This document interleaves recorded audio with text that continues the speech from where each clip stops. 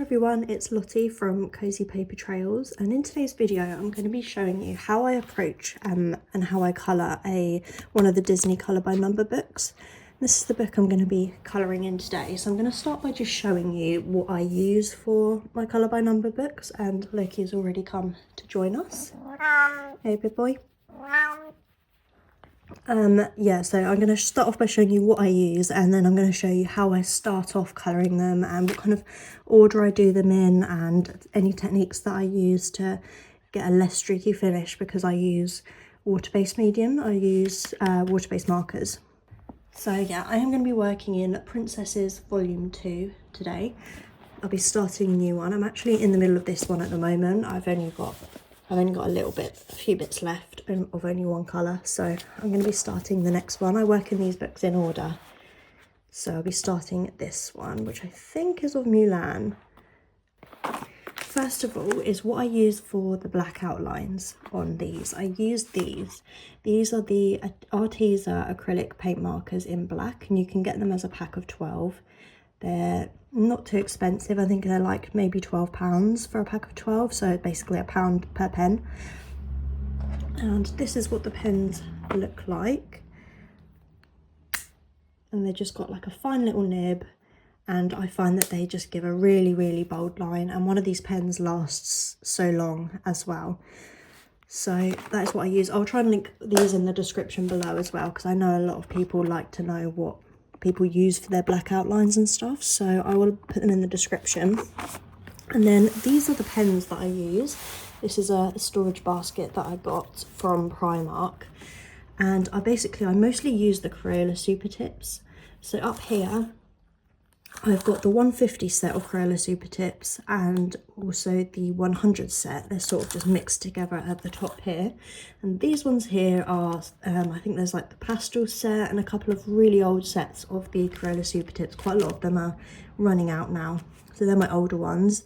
And then here I've got some Crayola Colours of the World pens.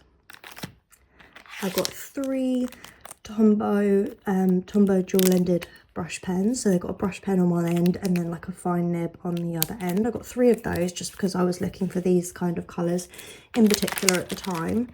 And then I've also got a set here of the Hoo dual-ended brush markers, and these are the skin tone sets, and then they've got a little fine liner on the other side, which is handy. But I'm always looking for different skin tones, so I've sort of put all the skin tone sets in this section here, plus just randomly the Tombows. So they are the pens that I use. I absolutely love Crayola Supertips. Because they have this kind of nib here, you can do really fine lines with them, but you can also do thicker lines and colour a large area. And I find these are just a lot quicker to use than the acrylic markers. Obviously they don't cover up the numbers on the colour by number like the acrylic markers do, so you don't get quite the same finish, but I still really love how my images turn out, and I just really enjoy using the water-based markers. So as you can see here, this is the one I'm working on. It still looks really nice. Obviously you can just see some of the numbers, and you do get a few little streaks, but not too bad. Another couple that I've recently done, this one and this one here, I'm nearly finished. I've just got the skirt and this bit here. It's just I can't get a colour match for them, so I might actually end up using coloured pencils for those bits, maybe like Prismacolors or something, so they're nice and bold, just to finish that one off. But yeah, we are going to start work on this one, so I'm just going to get my little lap table set up, and then I will show you how I make a start. Hopefully you can see okay. I know it's not like necessarily the best angle, but I'm trying to use this little like ring light thing that holds my phone, and I can't put it overhead where I am, otherwise I'm going to be in the way, so it's a bit annoying. But anyway, I don't know how well you can see this. I'm trying to zoom out a little bit more. Yeah. But some of these you can kind of see you can see the character here very faintly, and the outlines on her outfit, for example, are all done in black. So I always start off with the black outlines using that Arteza acrylic paint pen. And I just go over all of the black lines so I can see what the image is. And also with Crayola Supertips, it makes the work so much easier because then you know what you're colouring and you can go over the black lines and just sort of colour in after that. It just makes it a lot easier. And some of the outlines, like her hair and her skin, they're actually using a different colour. So I'll probably go in and do that afterwards, but I start off with the black outline. So I'm gonna start off with that. I won't do it all in real time because this will be a very long video and it'd probably be quite boring watching me do all the black lines. So I'll do a little bit on camera and then I'll do some of it off camera and then come back and show you the next step. Otherwise I think the video would end up being a little bit boring and a bit long. Yeah, so these Arteza paint pens, they do just give such a bold black outline and it's really satisfying to see the image come to life. And like, yeah, kind of, if you do the black outlines first, you can really clearly see what you are colouring as well. And you can clearly see what everything is, which is nice. But if you use the acrylic paint pen markers, it's probably best to do the black outlines at the end because you can then cover up any mistakes. But with Crayola Supertips, because they're water-based, they work completely differently. Try not to get my head in because normally I would colour like a lot closer to my page, so I'm trying my hardest. But it's harder to get more precise when I'm like further away from the page, if that makes sense. And I kind of, yeah, some of the books have thinner black outlines than others.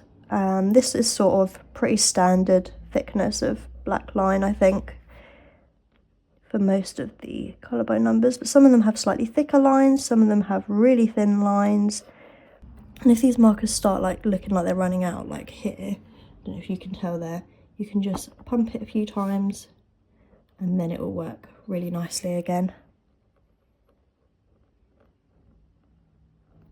Okay, so I've started the black outlines, as you can see. I'm going to do the rest of the black outlines off camera and then I'll put the camera back on when I move on to the next step.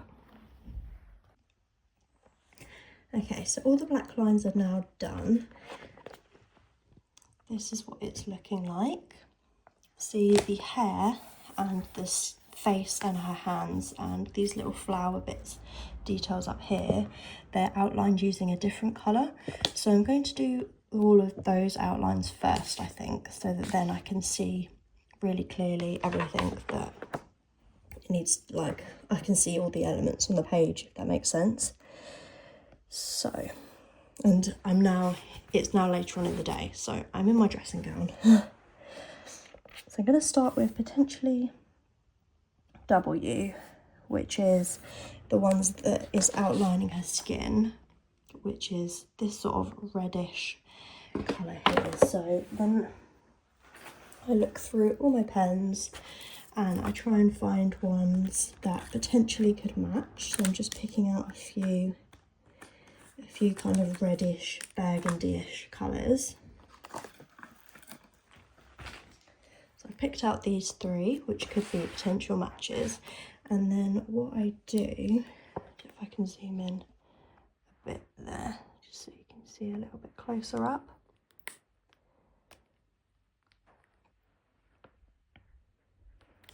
That's quite a good match. That one's not bad as well.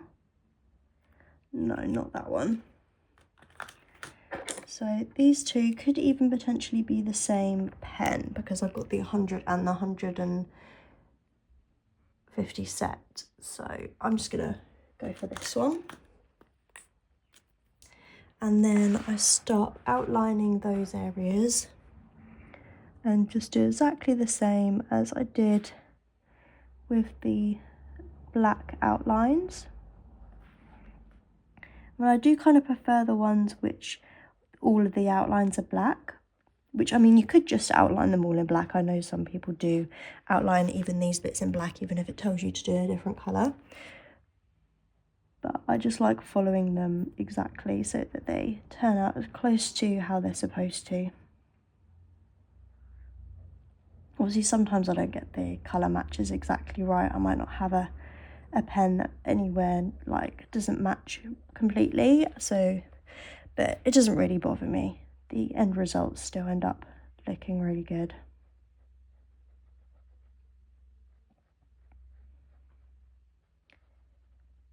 And if you're wondering why I choose to use water-based markers rather than the acrylic pens for these colour by numbers, that's because I just don't enjoy using acrylic markers for these. I just find, well, also you have to go over the colours more than once, particularly like lighter colours.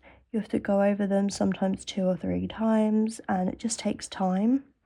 And then also you have to like prep the page. Well, you don't have to prep the page, but a lot of people do. And then you kind of have to seal it down, otherwise, because it's acrylic paint, when you close the book, the 2 pages might stick together. I just can't be bothered with all of that. Like, I feel like I colour by numbers books as my kind of really relaxing colouring. Like, if I can't be bothered to do anything that's too much hard work, I'll just colour a colour by number. And I just find with the acrylic markers, it just turns into a bit too much hard work. It takes a lot longer. I feel like the process is a lot quicker with water-based markers, so it's just what I prefer to use. Obviously the end result probably looks nicer with the acrylic pens, but you can still get a really nice result with the super tips as well, and that's just what I'm going to continue to use because it's what I enjoy.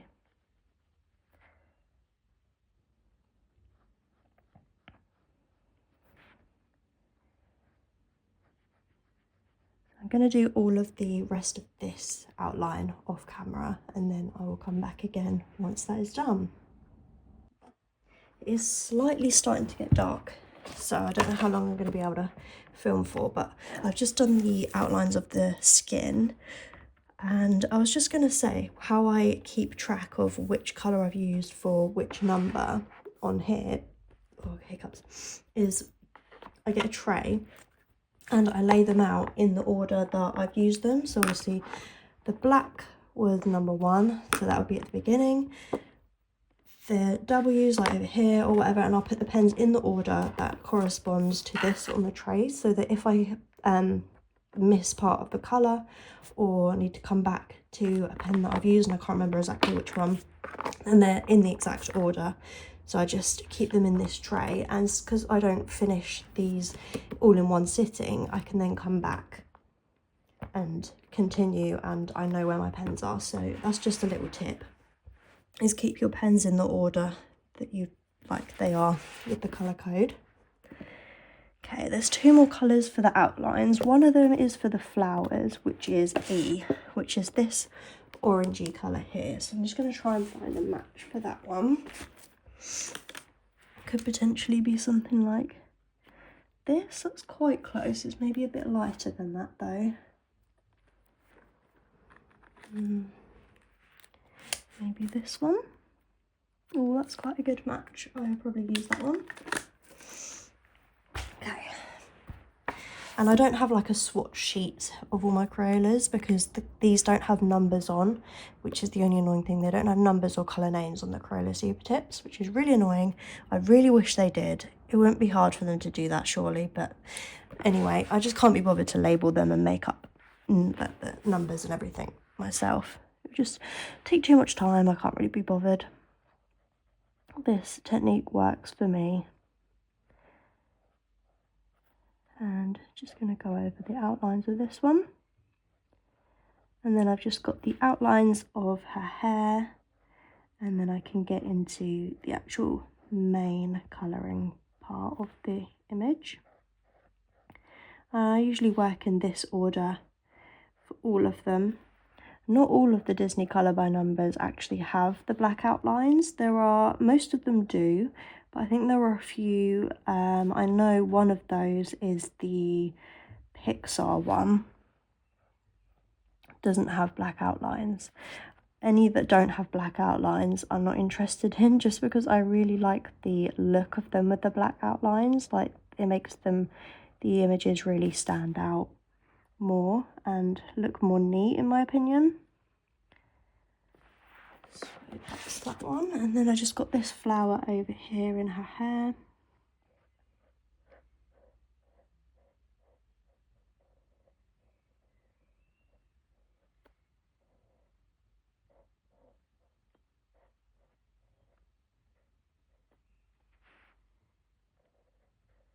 And these crayola supertips are really good for even doing the black outlines. They're just like, because of the shape of the tip, you can just use the tip of the pens and you can get really precise with them.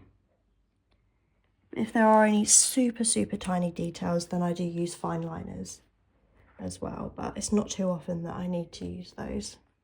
So I think that's all of that bit. And then the last colour that has outlines is shade number 3, which is sort of like a medium-ish grey. Let's test this one. It's kind of a good match, actually. I might just go with that. So then I'm just going to outline her hair.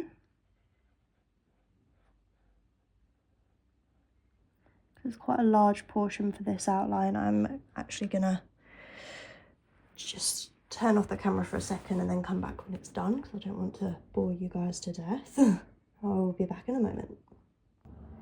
And I believe that is all of the back outlines. So this is what she is looking like. And then the way that I approach these afterwards is I usually start with any really light colours. So probably this one here, number 5, and also D, which is this yellow colour. I'll start with those just so that if then a darker colour is next to it, using sometimes the lighter colour after using the darker colour, if you accidentally go too close to it, it will smudge into it. And obviously I don't want to do that, so I'm just going to try and pick a really pale yellow. And I think these Ohuhu ones has a really pale yellow. There we go. That is like a perfect match to that one. So where is D on here? And then I find the area that it is, and it is this bits in the flowers. So I will then colour those. And then I'll also do it with number 5, for example, because it's really light. Just gets those lighter colours in first.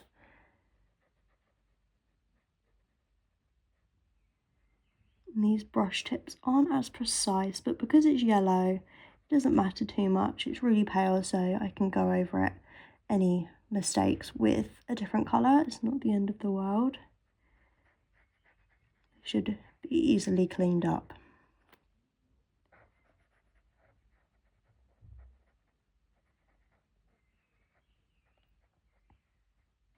There we go, and that looks cute. And then I'll just put that in the order on my tray. And then, yeah, I'd go to number 5 next, but because it's getting dark, I want to kind of just get a bit more, like do a bit more explaining of how I do some of the rest of it. So then I kind of just do it randomly after that. So I think, oh, I fancy doing these colours, I'm going to do those. And then I work my way through these colours. And then I might just be like, oh, I'm going to do these ones next. And then I go to do those. And I just do it like that. So I probably will start with these turquoisey colours here, which I think is her dress. So I can quickly show you a couple techniques that I use to make it as less streaky as possible. So I'm just going to try and find a match for this one here. That's definitely not. Got a couple of these other turquoisey ones. I think they're going to be a bit too bright. Oh, that one might be not too bad. That's a potential. I'll try these couple as well. That one's actually okay. They're both pretty similar actually, so it doesn't really matter too much. I'm just going to go with one of those. Okay, so this is for A. If I'm doing like a group of colours like this, I usually start off with the lighter one, but you could start off with the dark one as well. It doesn't really matter too much. So A is some of the bits on her sleeves and her dress. So what I do, this section, actually I'll start with this section because it's a bit smaller. This section here is A here. So what I do is I outline the bit, all the bits that say A. So that is the bit there. I don't need to outline the bit on the black because that's already done there. And then I either colour the sections like this and just do one long stroke from the side to the other side, if that makes sense. And for this lighter colour, this works quite well to get like quite a smooth finish. But sometimes with slightly darker colours, they can look a little bit streaky. And then you can see all the lines and it doesn't look too good. But I find with certain colours like this one, reds are usually quite smooth as well. And they create a really smooth effect. So you can see that is very smooth. There's not really very many streaks. I'm just going to get a spare bit of paper and show you how I would approach it to if it is one that's going to look a bit more streaky.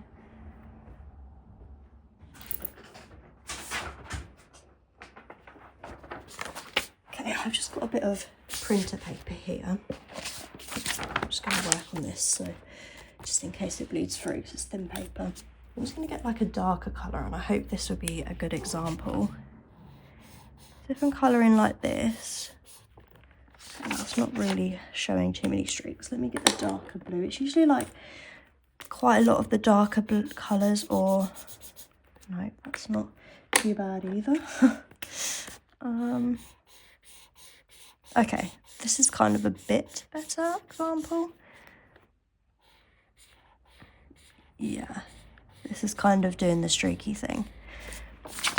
So I don't know if you can tell, but you can tell that looks quite streaky and not very smooth, especially if it's a very long, like a big area that you're colouring and you're doing this to try and colour it. You're going up, down, up, down, up, down.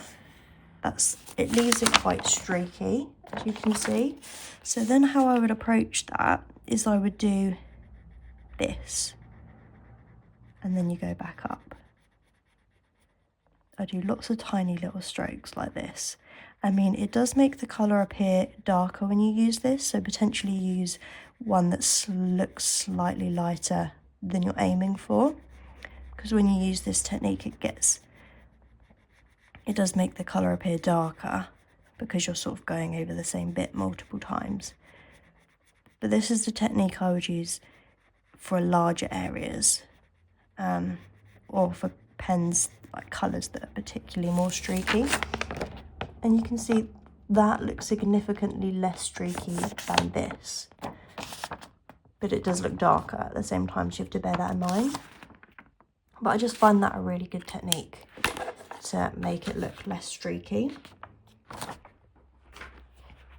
So I will use that technique probably for some of the background. I don't know quite what the background's going to look like yet, whether I'll need to use that, but it looks like there's some big areas, and like this bit here, that's quite a big area.